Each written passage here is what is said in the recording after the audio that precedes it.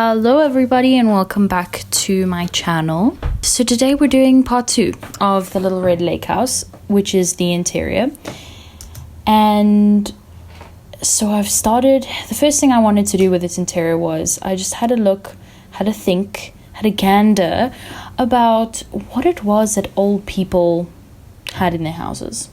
Because it wasn't necessarily from a specific century.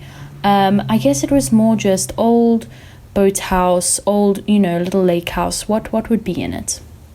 So I decided at this point I was going to make the kitchen at the back, and I was just dividing up the build. But I do end up moving the kitchen to the front because I thought maybe the back could just be it's more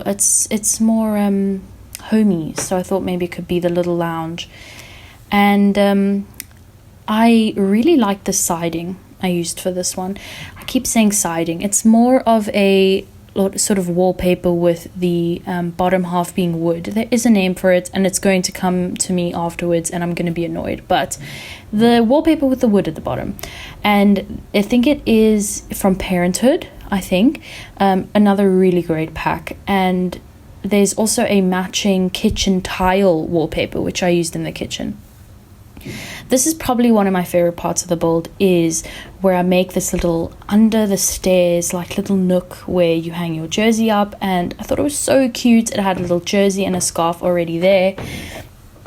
Excuse me, the chair I'm sitting on is very creaky. And then I had a little linen cupboard. One of my favorite objects in The Sims 4 is that little linen cupboard. It's so cute. I ended up putting that under there with this little string of paper snowflakes. Maybe their grandchildren came round and made the snowflakes and they kept it because it reminded them of their grandchildren. This little photo wall that I'm doing, I'm using CC content, a little bit of CC content from the Pufferhead pack. Which is a very famous pack for people who love Harry Potter, me being one of them. I love Harry Potter. And I used a lot of the portraits from the Cats and Dogs game pack as well. And there's the famous painting that I imagined the whole build around with the cats. You can see it at the top of the stairs. And I made that a photo wall because I imagined that, old people love their photos. And, when they're walking up the stairs, they always get to look at their family. And maybe they stand there for a bit and think about their life. And not in a morbid way, just in a I'm really happy that I've lived such a great life. And obviously the floors had to be wooden. I mean, most of my floors will be wooden in my builds, but this one especially, it strikes me as an old-timey house, so this one had to be wooden. I'm trying to figure out the kitchen. I do this for a while, but I do eventually settle on that little corner. It's quite sunny. And the arches that I use are also from Cats and Dogs, I think, or from Parenthood. I'm not sure, but they're from whatever pack they're from. I end up using them throughout the build, and it makes this home, because traditionally a home open plan wasn't really a thing, and in this build especially not. It's an old-timey build. It wouldn't necessarily be open plan. It would have little rooms with little doors, but I thought that having a door on every single room was a bit overkill, so I ended up using these beautiful wooden arches, and I used the 2-tile one because it looks a bit more, it suits the build a bit more. This build isn't a very big one. It was sort of a rest between my first video and the one I did after this, which I've just completed, and let me tell you, I'm excited for you guys to see it. It was a very long one, but let me not spoil it too much. Let me focus on this one. I was trying to find an old looking sink. I actually struggled quite a lot. Oh, another one of my favorite objects is that little dish rack. I thought it was very, very cute, and it's cute because you can see the little dishes in it. I was trying to place a mat, a sort of a drying mat underneath the dishes so that the water wouldn't just pool on the counter, but it didn't really work for some reason. So if you know why that is, please let me know down in the comments, any tips that I could maybe use for that. Trying to find clutter that sort of fits with this man's aesthetic was also quite a challenge, but I found this cute little corner cabinet that you just saw with a little boat in it, which I thought was so sweet. And of course, we had to put the treat jars down. They have to have treats. And I also found this cute porcelain ginger cat, which had to go up there. And this is me making the actual lounge. I had to move it around quite a few times because I wanted it to be cozy, but not majorly spacious. And I wanted to make the little TV cabinet actually from cabinets, because that seems like quite an old-timey thing to do, is to have these big heavy wooden TV cabinets, because maybe at the time the TVs were very, very heavy. I don't know if you can think back to maybe a box TV you had when you were a kid. They were insanely heavy. Fun fact, one almost fell on me as a child, and my grandpa stopped it just in time because I was being a little shit, and I put my feet under the the TV cabinet, and I was pushing it up, and then the TV almost fell on me. So I almost wasn't here today. Is it just me, or was there this myth that if the TV fell on you and broke, it would make your hair turn white? I don't know. This is a myth that I've carried with me from childhood. The little dining room is quite snug. I thought that was very sweet. And I put the two cats figurines, because I thought this man, he obviously loves cats, and maybe it was a present from his family. And I don't know if you can relate, but when you say you like one thing, your family ends up buying you 1,000,000 of that one thing every single Christmas or birthday, and you end up with this massive collection of it. I, for one, have 1,000,000 cat statues, and I only have one cat, but they thought, Kayla likes cats, so obviously we need to get her cat figurines. I did something very dumb here. I forgot to put a door in, so I had to move up this beautiful portrait that I put out, and I had to put a little arch in, because how on earth were they going to get into the living room? The little back door is on the living room. I thought that was maybe a good idea because you can obviously lock it, and it does double as a window, but it's also the little back door, and when it's really hot you can open up the porch and you guys can sit, you guys, not you, the audience, but the old people could maybe sit up in the living room and have the breeze come through the door. These chairs were honestly a lifesaver. They fitted the aesthetic so well, and I immediately knew when I was building this house, those chairs were going to be in there. I actually ended up changing this lounge completely around. I put up the 2 armchairs facing the TV, so like that, and then the 2 other chairs on either side. But the reason I did that was because there was this story about these 2 old people, and they had 2 chairs like this, and one day the old lady died, but no one ever sat in her chair because it was her chair. And it kind of made me think of this old man. Maybe he lost his wife or his husband, and or his non-binary pal, and now he's alone, and no one sits in the chair because his pal or his wife or husband occupied that chair. I really like the way this TV cabinet turned out. I like the way that it sort of fills the room, because it always does feel like that when you go to older people's houses. It feels like the rooms are very full of furniture. The furniture is big and heavy. There wasn't really this idea of slimlining furniture. They were built to last and last for a long time. I put I've lost the word for it. Fireplace. I put a fireplace in this corner. Obviously to warm the room, because that wouldn't probably have been in here, but I only think this is the only fireplace I put in there. I did plan to put more in, maybe in one of the rooms or in the hallway, because it would have naturally have warmed the house, but I don't end up doing it because I completely forgot. I could not, for the life of me, figure out how to place objects on that little shelf. Why would they include a shelf if only 2 things can go on it? I was a bit peeved about that. I spent I think 20 minutes scrolling through every bit of miscellaneous object trying to find one that would go on that shelf. I do end up using some cards and a little ballerina figure, which I thought maybe reminded them of their grandchild, something sweet like that. And I put a little bucket of tulips next to the old lady's chair. Maybe she really liked tulips, or he, or whoever really liked tulips. I don't like putting a lot of my gender roles, obviously because I'm gay. I don't like making people that are only gay, because obviously that's a bit boring. But I try to think about the character and what maybe the character would have been like. So, this character could have been gay, they could have been, whatever. So I try and think about that when I do my builds, because the world is a diverse place and I definitely want to reflect that. Even though it doesn't really matter, I do want to reflect that in my Sims worlds. So these two little rooms eventually just become one. I don't see a point in making them two different ones. I do end up just making them one big grandchildren, or I think it's a grandchildren's bedroom, because I thought it would be quite sweet when maybe the grandchildren had summer holidays or winter holidays or whatever. Then they could come and visit their grandparents, and then they had their own room, which I really like, because I always like knowing that at someone's house I have a assigned place, so I'm not just an extra or an inconvenience. And I know these grandparents probably really like their grandchildren, so they probably wanted a place for them to go. And I made a ensuite bathroom. It's quite a small bathroom, but it was very sunny. It was so cute. I would love if my bathroom looked like that. I live in a apartment building that was built in the late 60s, 70s. So it's old.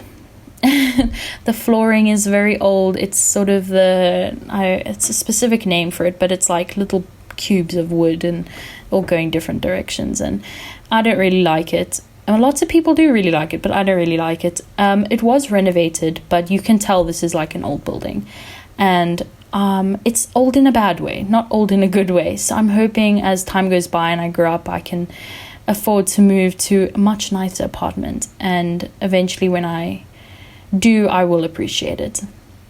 This cute little armchair with the dogs, I do end up changing it out because I know it doesn't suit the build, but I really liked it. I thought it was so sweet, and I hope that one day when I do maybe a nursery or something cute like that, I can use that chair, because I really like that swatch of the different kinds of dog breeds. This little corner becomes a reading corner. I did mention in the previous part that I wanted to do a little reading nook, because it just made sense to me that this old person, they worked so hard their whole life, they never had a chance to read a book, and they probably really want to. So now they get to sit down and be old and read books, which I really like the idea of. So there's a little armchair which looks extremely comfortable, and a little light for them to read by. I really like that corner. That's probably one of my favorite corners, definitely. And in my previous build, my favorite part of the build was the little blue chair. So I think I have a bias towards cozy corners with cool looking chairs. I love this one painting that, I don't know, I think it's a base game painting actually. It's of a little field. I think it's called Summertime Fields or something like that. I do end up putting it there. I really like that painting, and I feel like it suited this build really well, because it was just old enough but also just clean enough for this kind of man. I put sort of historical looking pictures up as well, because I feel like this is like a sort of a family home. It's maybe an old family holiday home now that the old people have moved into when they're retired, and it has a bit about the history about the town.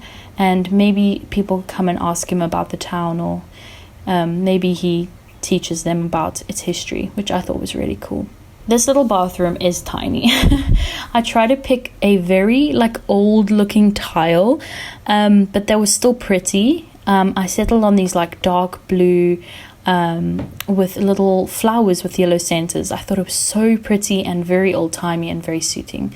This, as I said, this bathroom is minuscule, but I think that's actually good when someone's really, really old. You don't want a lot of space for them to slip and fall, so they could maybe install a bar for the old man to get into the bath and that kind of thing.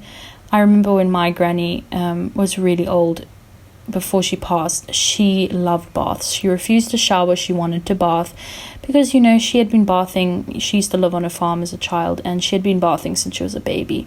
And she could not for the life of her even consider placing herself into a shower. So we had to make sure that the baths were always really accessible and really safe for her to use, because she loved to bath. And to this day, I remember the sound of her in the bath just splishing and splashing. And I think secretly she used to do the things that kids used to do, make the potions and make little foam animals, because she was that kind of woman, very playful. So I imagine that maybe the old man also really liked baths and bath bombs and bath bubbles.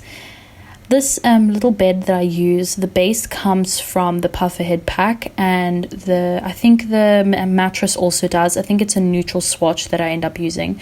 Just reminded me of like the way the bed was so neatly made and so flat. It reminded me of old people. Their beds are always so flat. I don't know if anyone can relate to that. I love old people. They always make me laugh. They always have such good stories and such good history to share with the world. And best believe they're going to share it. They're going to make themselves heard. I was struggling to sort of furnish this old man's room. I don't know about you, if you can relate to this, but oftentimes with old people, their rooms are actually quite sparse. They have like their trinkets, like their little figurines or their little things, and everything is very neat, and the bed's always really turned down. I don't know if that's just my grandparents or the old people that I've dealt with, like my girlfriend's grandmother is also very, very neat, but their rooms are very neat and very sort of cold. Just makes me think of my bedroom and how I have a lot of clutter and my laptop's always out and there's things going on, and I think with old people it's a lot less like that, which is quite interesting. There's this idea about all our grandparents' generation. Me speaking now as someone who was born in 1999. Our grandparents are sort of the silent generation, a generation that was brought up in a bit of economic turmoil, and they didn't want for a lot, and they made do with what they had. And I think that reflects a lot in this build. It's just enough to be furnished, but it's not excessive, it's not over the top, it's just enough, and it's comfortable and cozy, which I really enjoyed. And I hope that one day I can be that kind of grandparent, that has a lot of useful things to teach their grandchildren and is very quiet and respectful. I ended up putting this grandfather clock up there because I didn't see it at first, but when I did see it, I knew it had to be in this build, because my grandparents have a grandfather clock, and it's a wall-mounted one, not a standing one. And I remember when I used to sleep over at their house, the sound of it in the night, it was very reassuring. So I thought, definitely old people's room definitely has to have a grandfather clock. I changed up the curtains, obviously, in the grandparents' room compared to the kids' room, because I just thought maybe they would try and furnish it more according to modern styles and less according to their style, because they would want their grandkids to be comfortable. So I thought that was quite sweet. Another swatch I really wanted to use was this bed swatch. It's from Cats and Dogs, I think, and it's a little ginger and different kind of cat, but I knew that was a bit too much, so I changed it to a quilt. I can imagine the old man or his spouse making these quilts for these people, or maybe it being passed down. My mother has made me a baby blanket, and I'm nowhere near having children, but she's made me one, so maybe the spouse made it before they passed away. This little room was the room that I really loved because it looks so cozy. Not this blue bed, but the green one next to the window looked incredibly comfortable. I feel like I could really have a good nap at that window. I wonder what it is about single beds pushed against a window in like a little corner that makes people really want to sleep in them. Maybe it reminds them of how when they were kids, how well they used to sleep. For the decorations, I don't end up putting a lot of decorations up. I do want to keep it more to the style of the build, less sort of cluttery, but I do end up putting that cute little pin board with pictures, because I imagined the grandparents were happy with their grandchildren maybe putting up their pictures and keeping them there, so it felt like more like home. The bathroom posed another problem because all these bathrooms are quite small. I do end up decreasing the size of this bathroom, although it is the main bathroom, because the spare bedroom needed more space desperately, because I couldn't even fit a double bed in there, and I couldn't take it in my good conscience to give this married couple single beds, because that's a bit awful. Makes them feel a bit like their children again. So I do end up decreasing the bathroom just so the married couple can maybe have the same bed. And I really love this bathroom, and I really love the way they came out. And I'm going to try and say a bit less, because I noticed during the editing process and during the final video, I do say it a lot. So I'm going to try and say it a little bit less. Please let me know if there's anything during the builds that really stood out for you, or something you really loved, because I'd love to hear it. I'd love to hear your feedback. There's been such a good response to my videos, from family members, from friends, mostly from friends, and from strangers on the internet, which has been amazing, because I really didn't think that people would relate or like my builds as much as they do, and it's a really great feeling to feel that people do, and it definitely makes me want to continue making videos that people like. This bedroom, I was considering making it into an office, and then I remembered that with children come parents, and the parents will need somewhere to sleep, so I ended up turning it into a spare bedroom, which I do for a while. The best part, I think, about The Sims 4 for me and Sims 4 building is that the possibilities are just so much bigger. It looks, the style of the Sims 4, I think it's called Maxis Match or Maxis. I really enjoy the art style. I think it's really pretty and realistic, but in the best sense of the word. And I think that's why I really enjoy building in The Sims 3. I mean, The Sims 4 compared to The Sims 3. I'd never built in The Sims 1 or The Sims 2. As I said, growing up, video games weren't really allowed, and I never really had them. So I've never experienced The Sims 1 or The Sims 2. The videos I've watched look very chaotic, and I hate, and this is a pet peeve of mine, I hate it when you can look into the world and it looks dystopian, and it looks like there's nothing there. It just looks like this empty mass. Like in The Sims 2, I think Plumbella was playing The Sims 2 the other day, and she was building this house, and it was in the middle of what looked like Area 52. It was horrendous. I hated it. I like in The Sims 4 that, you know, there's trees and there's mountains and there's people walking by, and everything looks very cohesive. I don't want it to feel like a dystopian wasteland. And here you see that I've made the bathroom smaller, which obviously was desperately needed, but I struggled a bit. I must say, bathrooms are probably the place that I excel the least in. I have made some really cool bathrooms in the past, but they've always been bigger bathrooms. Smaller bathrooms are not really my forte, because I feel like obviously there's a lot less space to make it cool. So I feel like I always end up doing a very basic sort of build, which, you know, I try not to do. But I feel like the strong thing that I have in my builds is I do try and stick to a specific idea or aesthetic, and I feel like that's quite a strong thing, because I do feel like I do that successfully. So the bed I end up choosing actually has a quilt on it as well, which I thought was so sweet, and I like the idea. Oh, I did it. I feel like I should do a count on screen of how many times I say and. I did a big dresser with a few things on it, just to make it seem a bit more homey, and the quilt on the bed just really pulls off the whole idea for me of this old build. This is a piece of CC from the Pufferhead pack again, just a few books with a little vase with some flowers in it, and here again the historic pictures. This is a very wholesome build, I will say that. It's not a sassy or a rich or a sort of how do you say, it's sort of vintage or glamorous build. It's very, very homey, very basic. Maybe this man, you know, he has a little bit of money, maybe from saving up so much during his lifetime. This is an old family house, and now he's retired, and he's going to live his best retirement life and love the children in the neighborhood and teach them how to fish and gutter fish, not skinner fish, which I said in my previous video, and just live his best retirement life. And I really love that idea. This little corner with the two chairs, I thought it could just be like a sort of like a middle room. I know this is a weird concept, but I've seen in a lot of builds, there's always like the little corner with the chairs in, and oftentimes when you have a guest that you don't want to bring right into your house, you normally just have them at the corner.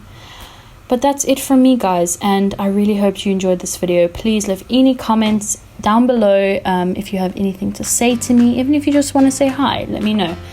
And I'm super excited for the next one. It's going to be something really cool, so please, please, please subscribe so you don't miss it, because I really think you're going to like it, and I put a lot of effort into it. Alright guys, thank you so much for watching. I'll see you in the next one. Bye!